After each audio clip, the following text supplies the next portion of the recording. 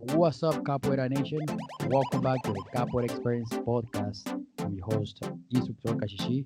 If you guys don't know who I am yet, go back to episode number 1 and listen a little bit of my story. And also, I want to say thank you so much to all the support and please help me to get more people. And let's spread out a little bit more the Capoeira world. All right, right on. Today's episode, this capoeirista have a really good work. I started following him in Instagram. I see that he has a pretty cool creative way to keep those kids busy with a lot of games, which is pretty cool, by the way. I did my homework, so, and I saw that he started capoeira in 1997. He came across with Mr. Cicatriz from Rio de Janeiro in 2001. The journey in Kadara Capoeira begins from there. So I would like to introduce you to Professor Soquete. How are you doing, man? Hey, my friend, how are you? Pretty good, pretty Good, good. good, Everything good. good. How is everything over there? That's great. We just finished a couple of hours of classes, so it's nice and quiet in the academy. And I'd much rather be talking to you than sweeping the floors. So Yeah, I'm glad to be here. nice, nice. All right, so now, before we start jumping to the interview and we start talking about capoeira, and tell us a little bit your social media. How can people find you on social media so they can see your work? Most of my stuff on social media comes through Kadara Capoeira Canada on Facebook and Instagram. I used to use a little bit of Twitter, but I can't keep up. There's too many tweets that go on. And then I've got another Instagram page, Professor Soquete, nice and easy. But honestly, all the real work is through Kadara Capoeira Canada or Nice. Kadara Capoeira Scarborough. Okay, cool, cool. What about Facebook? Do you have any Facebook? Facebook, we have Kadara Capoeira Canada Facebook page, and there's a Nice, lot there. And my personal Facebook is Soquete Kadara. nice, nice. So people can go there and follow you, follow the work. What about website? The website for our school is learncapoeira.ca. Nice, nice. I like that website. It's pretty easy to for people that doesn't do capoeira to understand. So they just like or learn capoeira, then it's easy for them to find it. Yeah, that's exactly why I put it together that way. Because when you're promoting capoeira outside of Brazil in an English-speaking country, sometimes our shirts say, Associação Kadara Capoeira Mexicatriz, and then it Yeah, has other words on the back, and nobody can read any of it. So even when we do public demonstrations and shows, we have a shirts that just say a big capoeira on it, and then it says Kadara Toronto on the back, learncapoeira.ca, and a picture because that's all nice. people need to see. They don't need to read all the other things. It's simpler for them to just get an idea. And everybody's just taking photos these days anyway, right? And posting it. So Yeah, it's the best way to get it out there simply and easily. yeah. That way people just, I mean, they can learn names and all the stuff once they're start practicing and all the stuff. Which is Absolutely. I think is pretty good idea because I did graphic design back in the country where I'm from. I'm from Venezuela, and that's super easy strategy for marketing. That's pretty easy. And at the beginning, I usually like to talk about the story. Tell us a little bit of your capoeira story from the very beginning until now. How and you can start however you want. So I guess my journey in the world of martial arts started in 1986. I Nice. started training a Goju-based karate system that was literally in the church hall, 5 houses down from where I lived. So I just walked to class as a 10-year-old kid, 11-year-old kid. Then I did that for like 3.5 years, and then that academy moved away, and then a Taekwondo school came in. I trained that for another 3.5 years before I joined the Australian Navy. Spent a few years doing military work, and then when I got out, I was living in Sydney, and I saw that movie Only the Strong in the middle of 1996, and that Nice. was before Google, right? And I've heard Yeah, other yeah. people say the same thing. So it took months of me spreading the word with everybody I know in the fitness industry, saying, hey, if you ever see this stuff, I want to learn it. One day, this guy came in, put down a flyer on the table in my work lunchroom, and he said, is this it? It's a picture of a guy doing a aobachido Okay. in front of the That's Sydney cool. Harbour Bridge. And I was like, that's it. And that was a class that the same day. That's awesome. Basically, like destiny came like right straight to you. Yeah, it was amazing. And so I trained there for a couple of years. And then when I met Mestre Cicatriz, it was like going from a elementary teacher to a university professor. Nice. The way things were broken down, the way he understood the martial concepts, the way he held the group together, and the way he had the energy about him. It was just where I needed to be, and Nice. I've been with him ever since. The group's gone through a few name changes, but our lineage has always been the same, and my mestre has always been Mestre Cicatriz. Nice. Nice. So the energy pretty much like clicked like right away. Oh, absolutely. Yeah, he was just an amazing guy, a very worldly guy, very calm, very patient. And so I trained with him for years. And then one day he had to travel back to Brazil. His mother was not well and he wanted to go home for a little while. And he said to me, Soquete, she's like, I need you to look after these two classes for me just for 2 months while I'm gone. Okay. And I was like, Mestre, I'm not, that's not my job. I can't do that. I'm not, I don't have those skills. And he was like, look, he said, it's only 2 months. You're going to be fine. He's like, everything I give you in class, you can do. You understand what you're doing. Just give it a try. So I did. And Nice. after he came back, he said, I'm going to sit and watch you teach a class. And I was like, that was even more nerve wracking, right? Yeah. Yeah. So he watched me teach the class. And then at the end of class, we went out and had dinner. And he said, listen, I want you to keep teaching this class. That's awesome. But 3 hours before the class, you come to my house and we train. Nice. And then you give class and I'll be watching and we can talk about it after. And so he really took me under his wing and That's awesome. from there it was an opportunity to change my life. I started to teach other classes there around the graduado level, Yeah. um, and just taught there. And then I met a Canadian lady. She was training in our group and we're not supposed to date students. So Yeah. I had to be very serious about my desire to date this young lady. Yeah. And I Of spoke course. to the ministry, and he's like, "Well, if anything goes wrong, you're out, and she stays." And I was like, "No problem. Oh man, that's awesome. I'm gonna really make sure." And nearly 15 years later, we're still together, and we have That's awesome. two beautiful kids. So with the second kid coming along, we moved to Canada in 2010, and I started teaching in Toronto 2011. March 11th. So actually, Nice. Monday is the 8-year anniversary of my teaching That's so classes in cool. Toronto. That's so cool. And now we ran classes in a few different venues. It's always challenging when you're in venues to get the right timing, to get the right Yeah. locations and stuff. We built the group to a point where I wanted to take the leap. And 2 years ago, we opened Kadara Capoeira Canada, which is now our full-time academy in Scarborough in Toronto's east side. That's awesome. That's awesome. And I think that's the goal for I think almost all capoeiristas out there trying to teach to have at least like full schedule of like classes and like have always the traffic of people doing capoeira. Yeah, it made a huge difference to, only having three classes a week that were 2 hours long, and you have to try to squeeze everything in. When we came here, I'd suddenly have three classes a night or two classes every night, Monday, Tuesday, Wednesday, Thursday, Friday's family time, and classes from 10 a.m. in the morning to 5 p.m. on Saturday. Damn, nice. So adult classes, they can do 8, 9 classes in a week. Kids classes, there's three classes a week for kids. There's three Cool. classes a week for the youth. I'm just looking at the schedule. Yeah, We yeah. do an advanced class for orange cord up.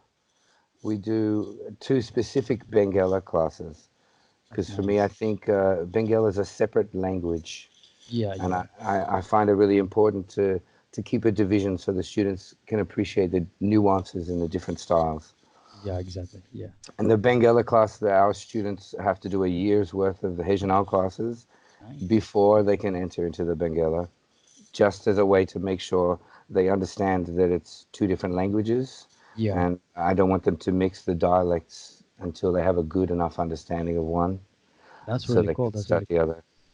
And do you created that system, or does with Mr. Cicatriz like show you that? Mestri and and the other members of our group, we again we keep Benguela and Regional fairly separate. It's a different rhythm, it's a different type of game, and we have a different set of objectives. So when I had the opportunity, and a lot of our other teachers don't have the opportunity or the space or the time, Yeah, when I had the opportunity to open up more classes, I said, right, specifically separating the classes and that's making awesome. sure that we can, understand the nuances. Yeah. Well, because if someone wants to learn a little bit more Benguela, they can just go to that class in a specific class. Yes, but Yeah. then when it comes to Batizado time, you have to have a specific number of Regional classes as well. Okay. So if Okay. you if you if you're just coming to the Benguela classes, you're going to have trouble moving up in the system because we're a Regional first school, and Benguela is supplementary to that. Yeah, yeah. That's awesome. That's awesome. I like to structure those kind of stuff because that's what I do for my class too. I have like, okay, this month I structure this way so they can the kids they don't get confused because it's pretty easy to get confused with styles and kicks and especially when they starting. Yeah, especially like in capoeira, some people say capoeira is everything, and everything should work in every game and every style, and it shouldn't matter, and then that can sort of create more confusion. But I think in our system, in our school, they're very, very different styles, and you can't do a martelo standing up in our Benguela system. You have to Yeah. have a hand on the floor when you do a martel, Okay. or we don't do queixadas and armadas standing up in our Benguela. When we're on the floor, we're on the floor. When we're playing Regional, it's more upright. Okay. So I made a joke once. I said to my students, I said it's like scuba diving and snorkeling. When I play Regional, I'm Yeah. always around the top, and I might come down, but I have to Yeah. come back up for my breath.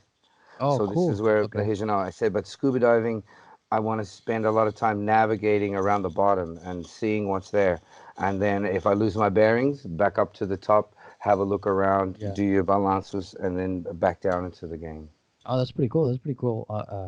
Analogy with those kind of stuff. I like it. And Thank you. yeah, yeah, of course. And like jumping a little back to your story and all that stuff. Why Soquete? How you got that nickname? The apellido, Yeah. I have abnormally large thighs, calves, and butt. My lower limbs are much heavier than my upper body. Okay. So Mesri said, your legs are very big and they're very heavy, and it's like in Rio, the soquete is what they used to mash and pound like a motor pestle thing, right? Yeah, yeah. For So the corn Mesri's and like, all those stuff. yeah, yeah. Yeah, yeah. So Mesri's like, your legs are big and strong. He's like, if you hit somebody with that, I said, man, I don't want to hit anybody, Mesri. Yeah, yeah. Too old for that. But So yeah, that's how I got it. It's funny, I like it, and it's unique. But a lot of people, because it's a very colloquial term for yeah, the soquete, a lot of people who from Brazil, they're like, why soquete? What's soquete? yeah, yeah, But I kind of like it. It makes it more unique. I'm not, one of 100 mystery so and so yeah, or professor such and such. yeah, yeah. No, that's awesome. That's awesome. It is very unique because I met a lot of capoeira people. I don't remember someone called Sokechi. That's pretty cool. Yeah. Yeah, and how like now that you already covered your story and all stuff. Let's talk a little bit more about your classes and how you structure that. Because I feel like uh, I like organization and I like being structures and I like structures. I feel like that helps the people, especially people that never seen capoeira before, to understand more better what we do and how we do it. I like to break down movements and all stuff. And how do you attract people or how do you sell your idea to people that never done capoeira before? So Yeah, finding people that, or bringing people in that have no exposure to capoeira. It's a modern digital age. If people know about capoeira and they want to come, they Google it. If we're closer, and and they like what they see when they do their research, they come in. Finding people who've never heard of capoeira and educating them about the art form is my favorite part of bringing people in. Nice. There's a street festival here in Scarborough called the Taste of Lawrence Festival, and Mm. every year we do like 4 or 5 45-minute to 1 hour show demonstrations. Oh, cool. And when we do the shows, our focus is really on education. So it's not just set up a harder, jump around, flip around, hand out flyers, and go. Yeah. We do batucada, we do makulele, we do capoeira, we do solos, but the whole thing becomes an experience where I take time to explain this is batucada, this is where it comes from, this is how it's used. Yeah. And then I say, okay, we're going to do makulele, it's the dança guerreiro. So I take a lot of time to explain the history, the art. I give a separate component during the show just for the music and explain the berimbau, explain the instruments, explain how the music tells stories, how there's history and metaphor and lessons to be learnt in the music and morals to be passed on. Then when we do the capoeira, I like to show how it's done in class a little bit with Jenga and Yeah. lines. I'm going to do this. And then, especially if I've got kids there, then I'm going to say, okay, we're going to have the kids and we'll show the kids. And you, like you already mentioned, games, right? So letting the kids that are watching see these little guys playing games and it's follow the leader. Everyone's doing the same thing. So even Yeah. if you don't know it in the first time I sing the movement, by the time I get to the third one, every other kid's down in Cocorinho and they're Yeah. like, oh, I got to be here too. So you can even draw kids out of the crowd to join in and be a part of that. And then when it comes to demonstrating, again, I explained that during the game, our priorities can change. So Okay. I'll say, okay, my guys are going to play with a more acrobatic approach. And then Okay. they play a little bit more acrobatic. And I say, and now we're going to play with a more martial approach. And they're going to do some takedowns and we're going to do some stuff. And I'm like, none of this is scripted. These guys are just going to play a little bit. And he's going to try to take this guy down. This guy's going to try to Yeah. take this guy down.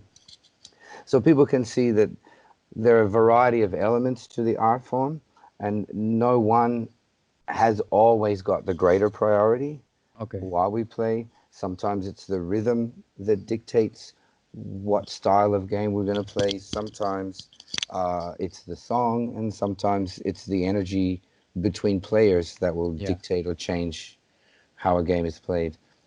And then we get the batucada and finish on the big drums Yeah. again, and everyone loves that. But I really enjoy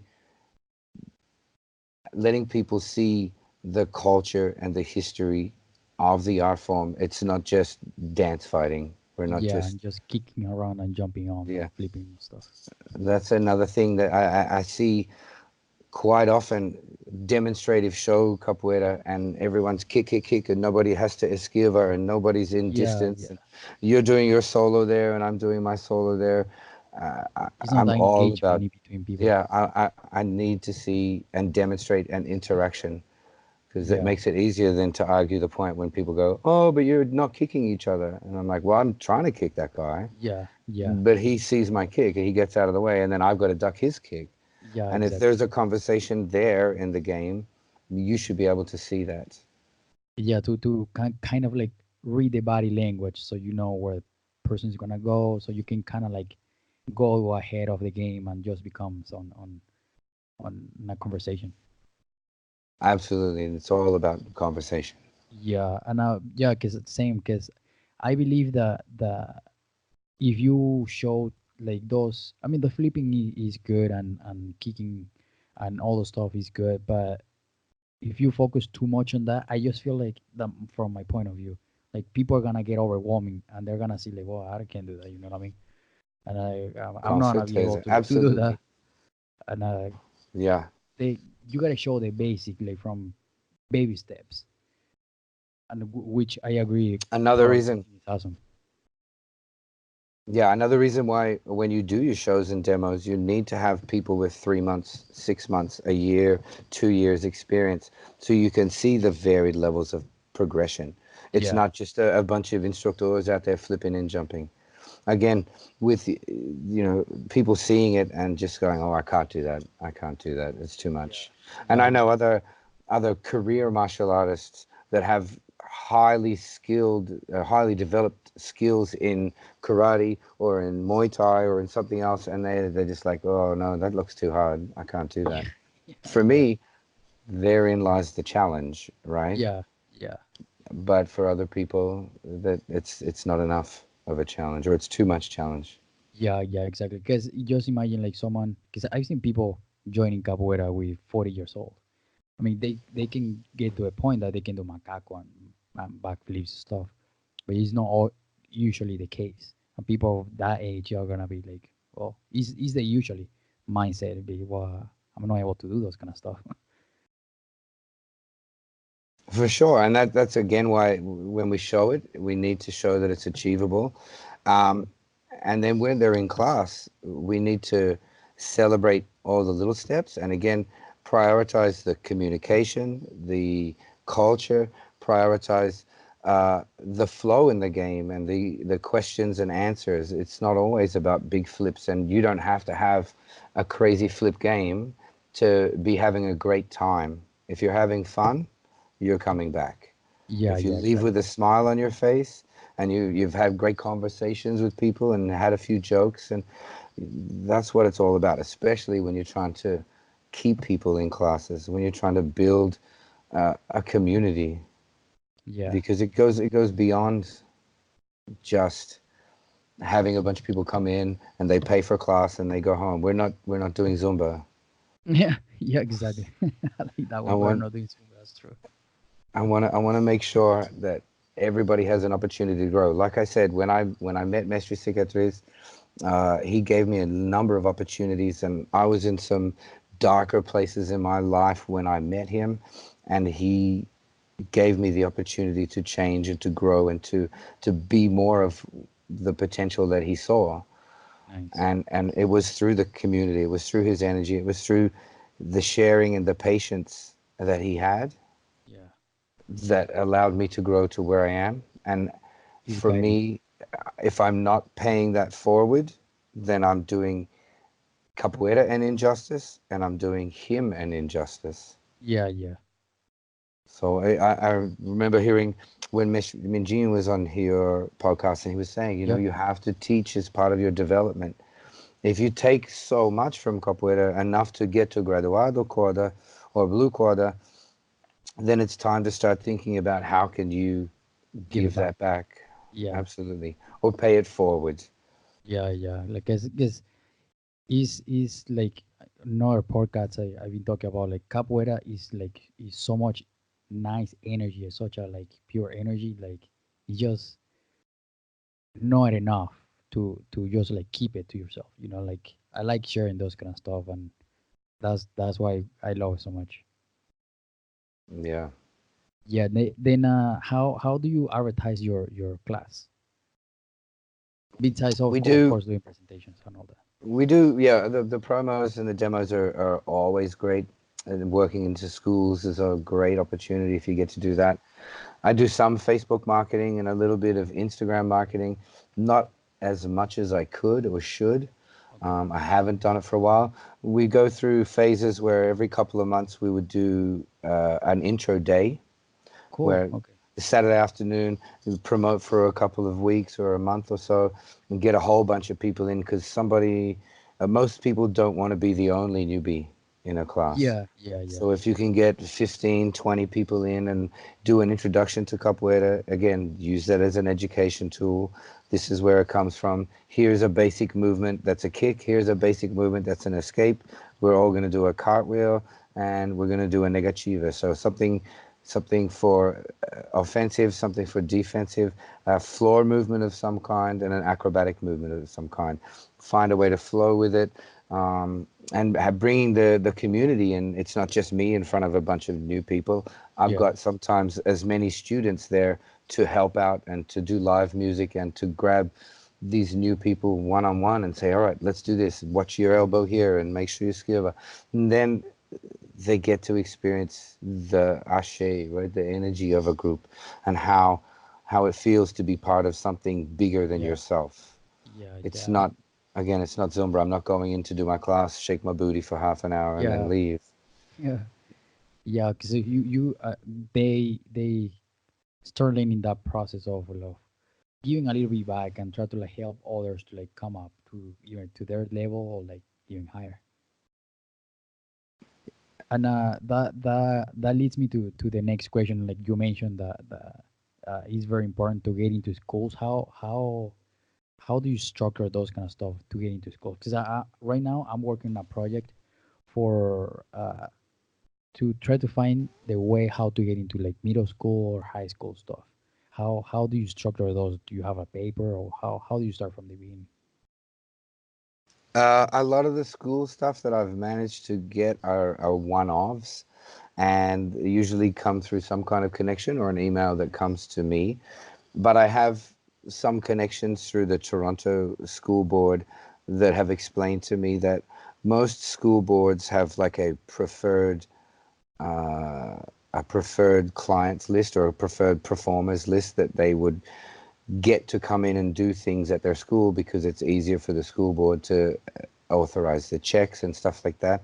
So getting yourself in contact with the actual school board, finding out what their requirements are, Okay. and then creating promotional packages that will fit with their requirements, because usually they'll want your performance or your workshop to have something that fits with the syllabus of the school, whether it be conflict resolution or community or Oh, health and wellness.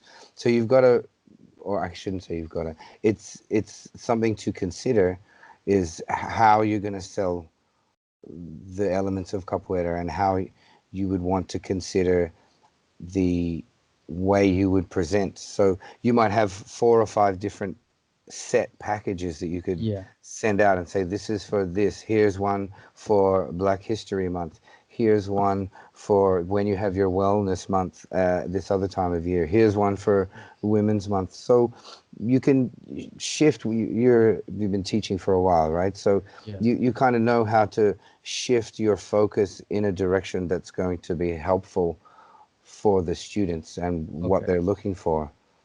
So Okay. that's my advice: is get into, find out what your local school boards have with, as far as their requirements for what they look for when they get people in, and try to get onto their preferred list of people that come to schools. Yeah, yeah. And do you target more towards the middle school or the high school? Which one would you prefer? We do mostly elementary school stuff, so the Oh, okay. little ones. Okay. Um, I also would like to get into high schools, and again, it's something I teach different stuff in high schools throughout the school year, so I don't have a lot of daytime availability. I Yeah. teach like a women's self-defense course in high schools, and I teach like a guys anti-bullying conflict resolution Okay. courses. Um, so, but yeah, to get and maintain and keep teens Yeah. in capoeira classes is a challenge. I've seen some phenomenally talented kids come, and as soon as they get to that 14 to 16 age, they just disappear. And then They stop hopefully, coming. yeah, yeah, whatever their reason is, whether they have more freedom, whether they have more ability to choose, whether uh, they have a part-time job or have too much study. You know, we go through stages in our life where we always Yeah. have to make these choices. That's why I like starting elementary, because we're going to go through stages in our life where it's elementary to middle school, and now my study habits change. Now this changes middle school to high Yeah. school, and now maybe I have a job, maybe I'm working towards university, maybe I have to travel further for my school. Yeah. And Or then move from out of high town. school, yeah, from high school to university, you're going to have another time where your students are going to need to choose, where does capoeira fit on my priority list? Yeah. Exactly. Yeah. University to a job once they start working, having a career to their first serious relationship, and the serious relationship to getting married, married to Yeah. having kids. Yeah. So Exactly. each one of these stages is a place where your students are going to have to prioritize capoeira somewhere on a list. Yeah. And the earlier we can start them thinking that capoeira is a part of their life, the The more longer. our chances are somewhere at one of those evaluation points they'll come back, or they'll keep putting us higher in that Yeah. priority list. That's awesome. That's a pretty good point to because I mean you grew up and then you start thinking, hey, like I used to do this when I was a little kid, and I think or connections so they can like bring someone else and be like, hey, I used to do this, you should try it, and I'm pretty sure you're gonna like it. Or but I understand that point. Yeah. So the more we can positively affect people during whatever stage they come to us, Yeah, and when and if they do end up making a choice that capoeira is going to have to take a break, we hope that the effect that we've had has been positive enough that will build enough saudades, or longing for them to want to come back next time they have another choice. And the classic one for female students is having a child. yeah, yeah, yeah, That's where a lot of times we lose people, and you can want them to come back as much as you do, yeah. but they're always going to choose their kid and their family, and Yeah, you're like, I always. get it. Another reason why at the academy it's great that we have a big open reception space, and my kids are here quite often, and there's playstations and books and arts and crafts. So maybe the first 3 or 4 years after your child is born, you want to be there all the time, but they get to a point where they continue to grow too, and Yeah, they can be self-sufficient for an hour and a half or 2 hours for a class while yeah, yeah. And play you're with the other training. kids and stuff. And but having that atmosphere of family vibe in an academy is really advantageous to that process. Yeah, because we bring more people with a desire of like having that like homey place where they can know, okay, yeah, it's a nice environment where I can bring my kids, where I can be safe too. Yeah, we have a couple of kids that come in and do the 6 to 7 kids class, and then their mom does the 7 to 8:30 Hijinal class Nice. adults Oh, after, right? So she's sitting in here on the Wi-Fi finishing up some work and some emails while they train, and then they come out here and hang out with my boys while she goes in and gets her hour and a half in, and then everybody that's goes so home. cool. And so that having a family vibe and having something that's accommodating, that is what is really important about having a space. We couldn't do that if we were just renting someone else's gym for an hour. Yeah, no, that's true. Yeah, It would be very different. yeah. Then and I know at least here in the US, I don't know too much about the Canada structure. Is better if you have like certain amount of or entity like structure entity like any company setup or non-profit setup. Do you have those kind of stuff there? I Like for don't have, yeah, I don't have any non-profit things set up, but it's something I've been talking about with my wife on and off for a while. She's a yoga teacher, yoga instructor, and she's an educator in the school board. And the yoga company that she works for has exactly that. They have a business entity, and then they have a not-for-profit entity, and it works really, really well for them to get grants and to do other things, but also as a way to help service the community. yeah, And give back to the community. yeah, last year we did a free youth program for 10 weeks Oh, as cool. part of the Cultural Hotspots program run with the City of Toronto. And it was amazing. We had enough funding to really put everything together, and we had like 20 something 30 kids start, and by Wow, the cool. end of the 10 weeks there was we did it finished with the 10-week program finished with the kids from the program joining us on stage at that Taste of Lawrence festival. Oh, nice. And for any teens and youth to do 10 weeks of something and then perform on stage, I kind of thought it was a very high expectation. But Yeah. at the final performance, there was like 13 or 14 of these kids on stage with us at the performance in front of hundreds of people, Wow. performing capoeira, doing their kicks and their awuls and moving around. And it was really rewarding. So Yeah. again, having not-for-profit organizations really allows you to look more deeply into that kind of stuff, and it's something I'd like to do. One of my friends, Professor Sasi here, he runs his academies as as a not-for-profit, and it works Okay. really well for him too. Nice. And I bet the feeling of those kids that they left home with a big ass smile. Yeah, well, and again, like it's an opportunity to present people with different ways of seeing the world, Yeah. and different ways of interpreting little things. So again, with the stuff that I do in the high schools, there's always like an affirmation at the end of the class where we present something for the kids to think about, whether it's about, respect for self, respect for others, or about, learning to accept certain realities in the world, and taking the time to reflect and then change the things we can, and have the patience to accept the things we can't, and the intelligence or the wisdom to recognize the difference between the two. Yeah. It was really great to see moments where in the class kids are like, I can't. And I was like, okay, well, can't for me is an acronym for certainly am not trying. Oh, cool. So we got to do that, and I gave them a sequence that was like a meio de French, negativa to the side, negativa to the back, a role, and a macaco. Okay. And it was week 6, and in the first 5 weeks, they'd done every single one of those moves individually. Nice. And then I said, oh, let's put it all together. And as soon as I did the sequence together, everyone looked at me and their jaws dropped. I can't do that. And I'd say, look, how Yeah, many it's times in beautiful. your life, how many times in your life have you stood in front of a big task and thought, I can't do that? Whether it's a homework, or whether it's cleaning your room, or whether it's a big assignment. I said, now let's just look at this. This is this kick we did. This is this kick we've done. This is this movement we've done, and this movement we've done. We know all the pieces. We just break it down into one piece, and then we do the next piece, and we do the next piece. And when we get to the end, I said, just like every time you've had to clean your room or you've finished that assignment, you kind of look back and you go, oh, it I wasn't did it. so hard. It Yeah. wasn't, yeah.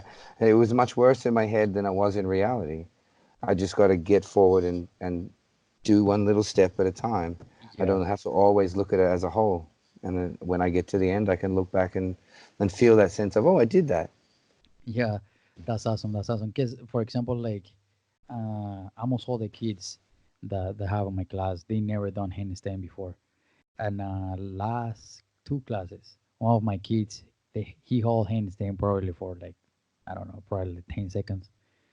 And when he came down, he was super excited, and like all the kids, oh man, look at that, that's pretty cool. And same because I break it down too, like I go step by step how to like go to the handstand and stuff, blah, blah, to control it, to control their bodies, and they get like super happy.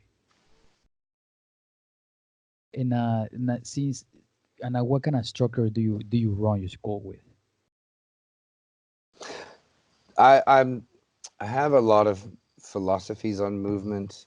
I I worked as a personal trainer in Australia for a while, and so I take a biomechanical approach to understanding how does the body work, how does this movement work in my body, and then I'm a huge believer. I have a statement. I say the movement is more important than the move, Ah, cool. Okay.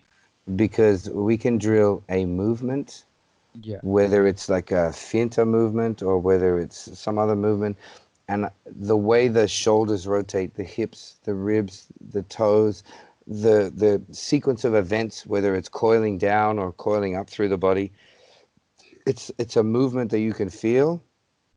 And then I can say, now look, this movement is applied for like a finta, like I just swing into my fake. Yeah. I can swing into my fake and lean my weight back, and it's a hashtera.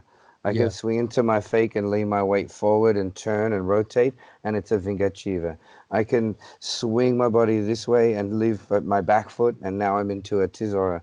So the movement of moving into that fake is a really important thing to explore and to Nice. practice, because I can apply that movement with a little detail change, and it becomes a different move.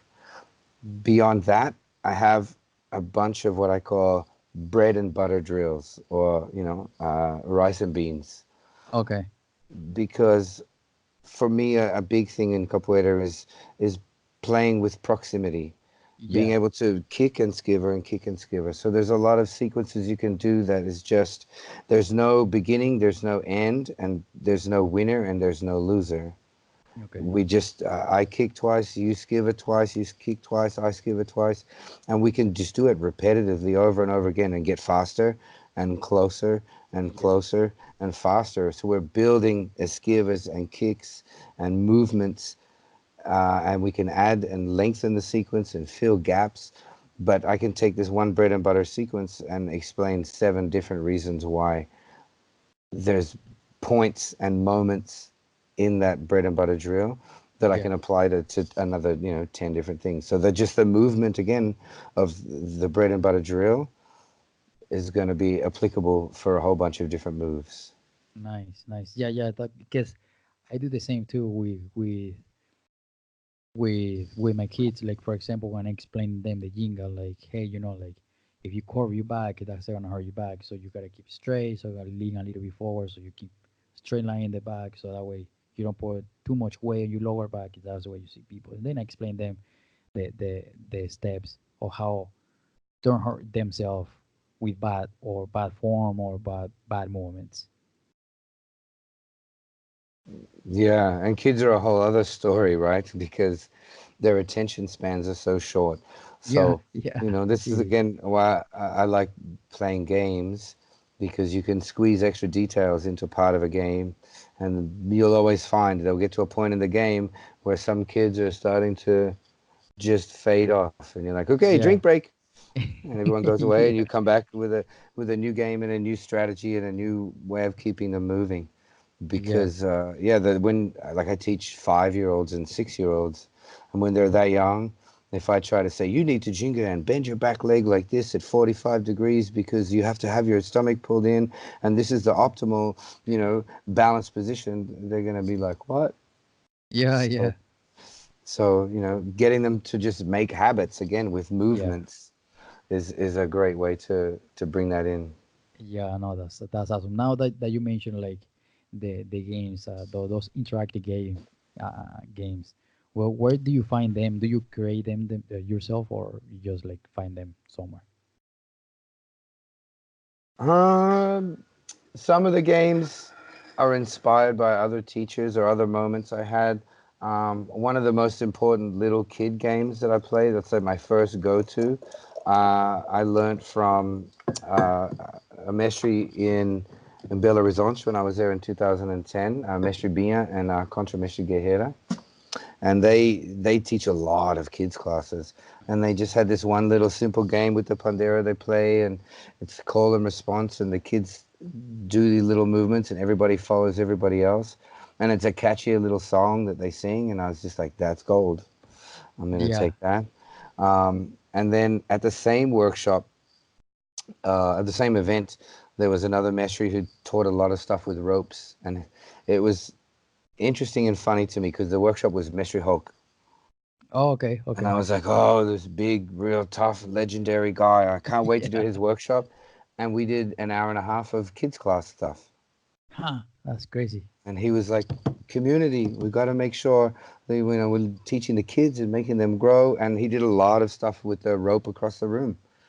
And I was just like impressed again. I thought there's Yeah, great concepts in how when you give certain drills with the rope over and under the rope, you can't get it wrong and end yeah, up on the right side of the rope.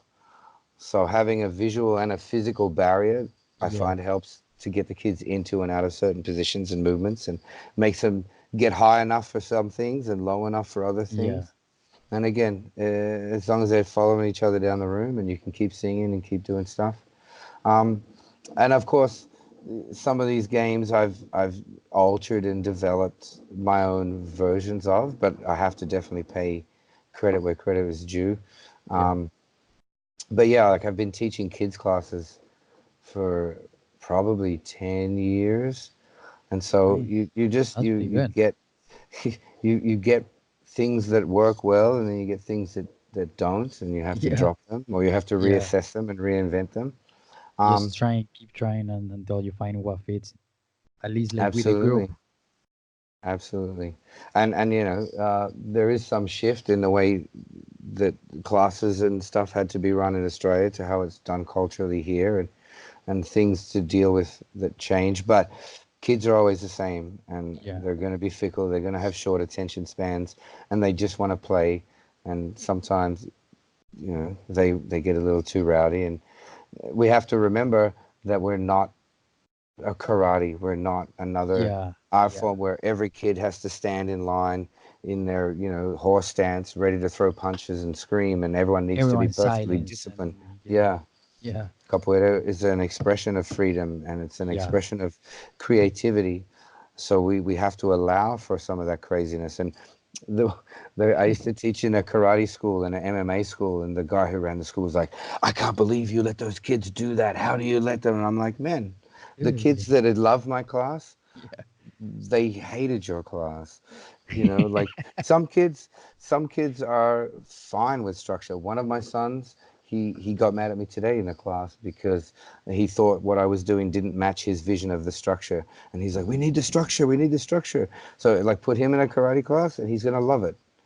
But there are Yeah. other kids that have that struggle with the amount of intensity and the amount of pressure that's put on them to be still and to be that regimented and that Rigid. Yeah. structured. So capoeira is a great outlet where you can be creative. You can still learn an art. You can still learn some discipline. You can learn respect.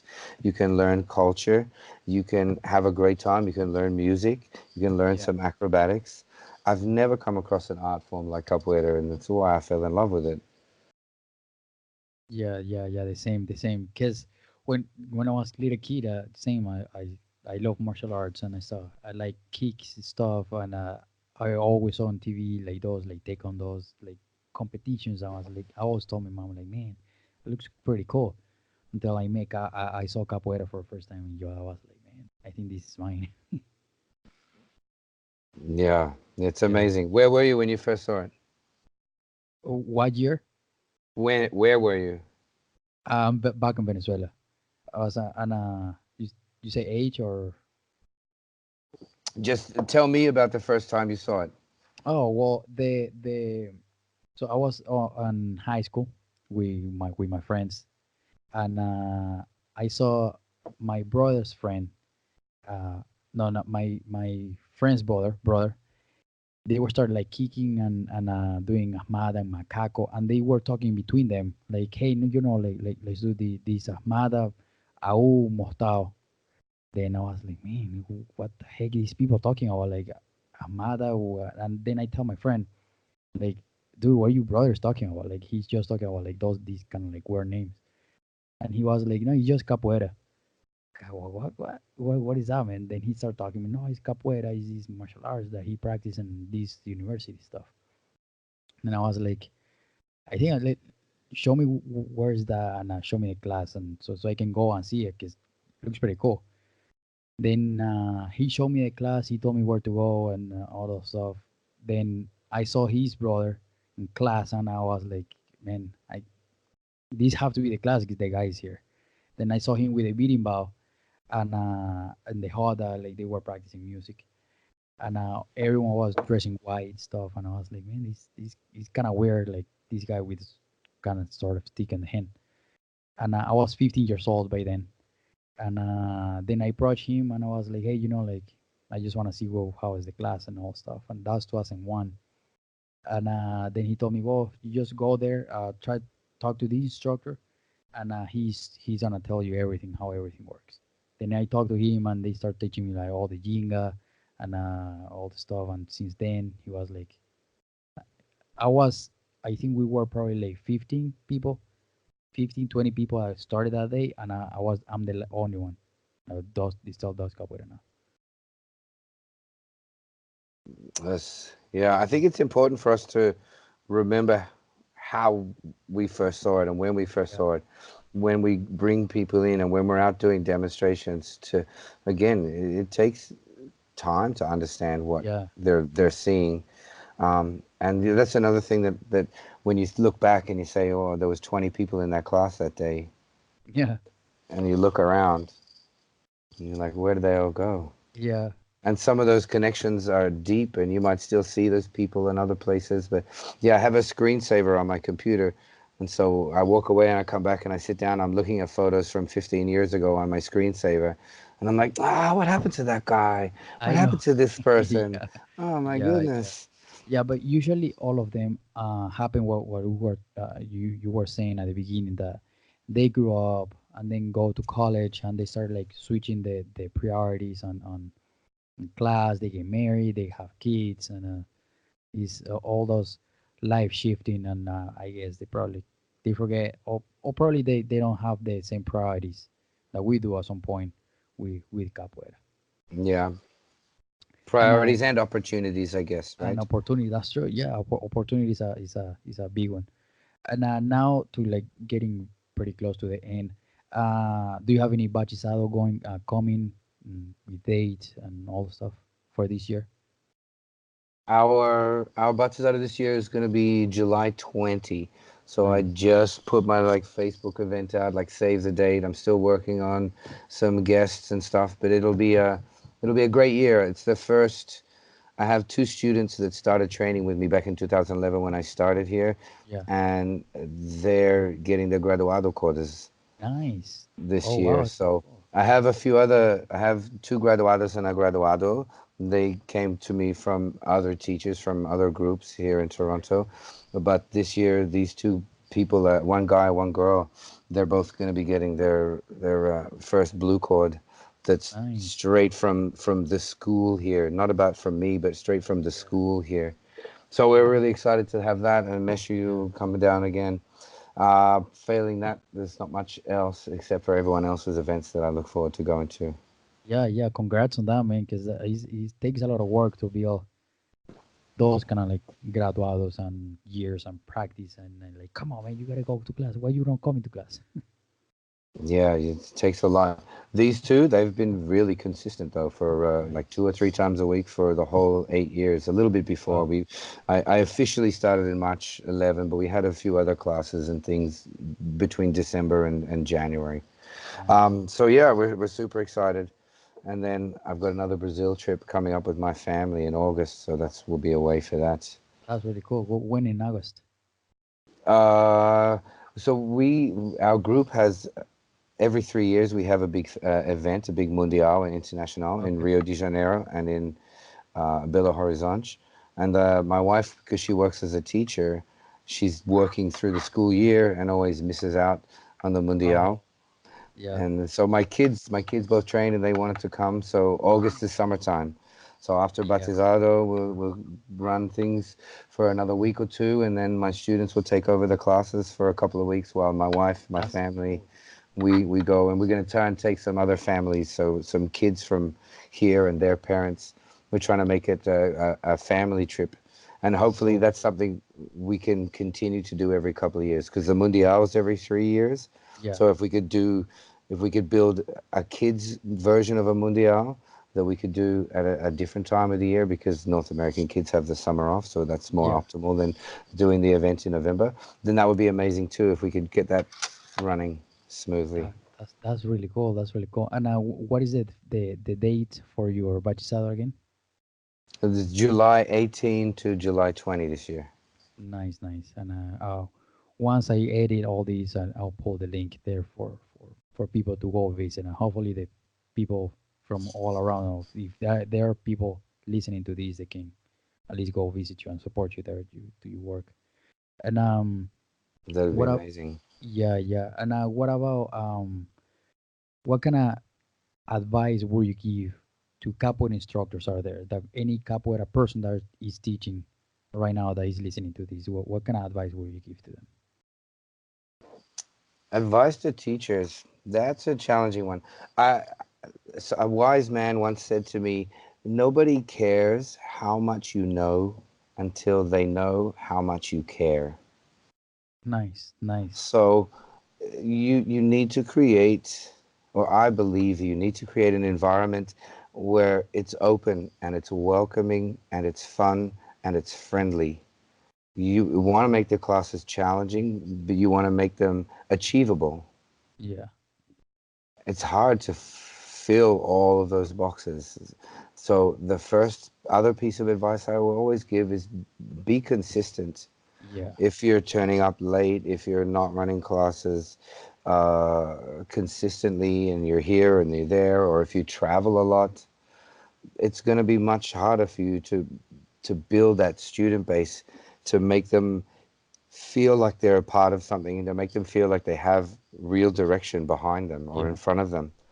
Um, when my friend Professor Tamanduar started his school in the Gold Coast in Australia, he kind of closed himself off. He said, I'm not traveling for 3 years. I'm just going to build my school. I'm just going to concentrate on all my students. I'm just going to do that. He was lucky though, because he was already still in a country where he was known as a capoeirista. Nice. Nice. When I moved to Toronto, I had to come and introduce myself to all of the other groups, all of the other schools. Here's this Australian guy coming into Canada, Yeah. opening up his own school. If I had have just stayed on my own and stayed in the peripheries, it would have been even more challenging to earn the respect of the community, Yeah. and to build the connections with the other community. When you move to a different city or a different country and you start your own group, you don't have capoeiristas at a level that are going to push your game, that are going to Yeah. Yeah. keep you That's moving. true. Yeah.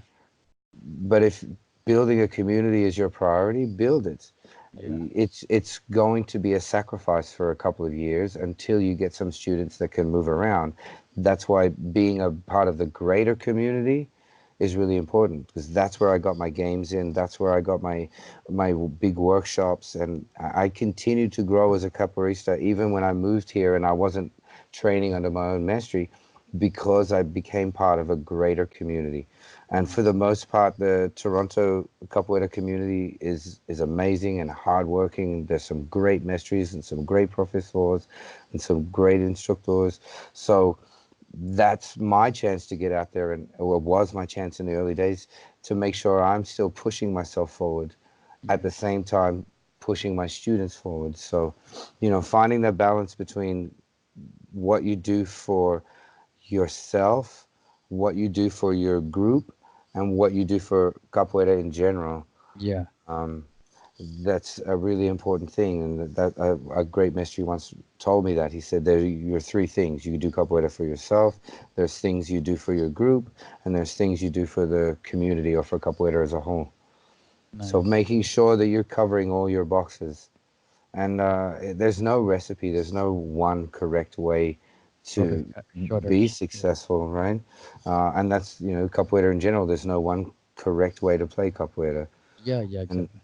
as long as you're true to yourself and you're true to your people, and you keep working hard and you're committed and you're honest and you're caring, then you should be successful. Yeah. Yeah. Exactly. Yeah. And what now talking about like capoeira in general, I think you already kind of like touch it, but what kind of advice would you give to capoeiristas in general? Hmm. Capoeira, I don't feel like I have the right to speak to capoeiristas in general. I'm still only a Oh, professor. yeah, But but at look, least there's love some what you people. do. Yeah, yeah, Loving what you do is really important. It's easy for people to get jaded. This happened, and people to allow politics or intergroup things to get in the way of their enjoyment of the art. Always, like we were just saying, go back to when you first saw it, how you first felt, why did you want to do it, and remind yourself it's fun. I have a great time, and stay true to the roots of your reasons for starting in the first place. I think it's really important, because it's easy to get lost. I say the belt system in capoeira is kind of a similar progression to the growth of a human being in general. yeah, When you start with your white cord, you're like a little baby and you need to be spoon fed everything, and I need to yeah, take good care of you. And by the time you start to reach those intermediate chords, you're like a self-sufficient 10, 11, 12-year old kid. You know a few things, you can have a little conversation, you can kind of move around, but still you need someone to look after you.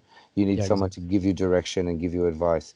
By the time we hit those graduado up to like monitor levels, that's when you hit your teenage years. Yeah, and you think you know enough, and you're like, I'm good.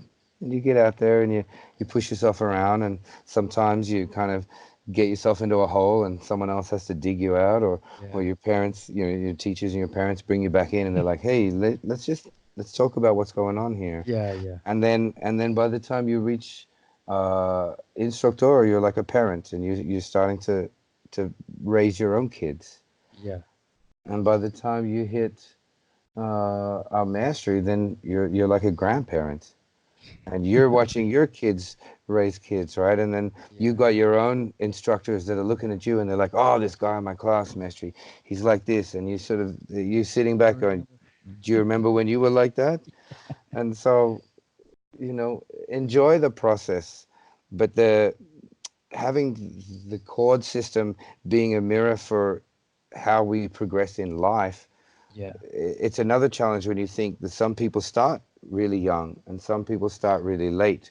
So sometimes the courses of your natural life and the maturity that you're having is going to run in a slightly different course to the growth of your capoeira.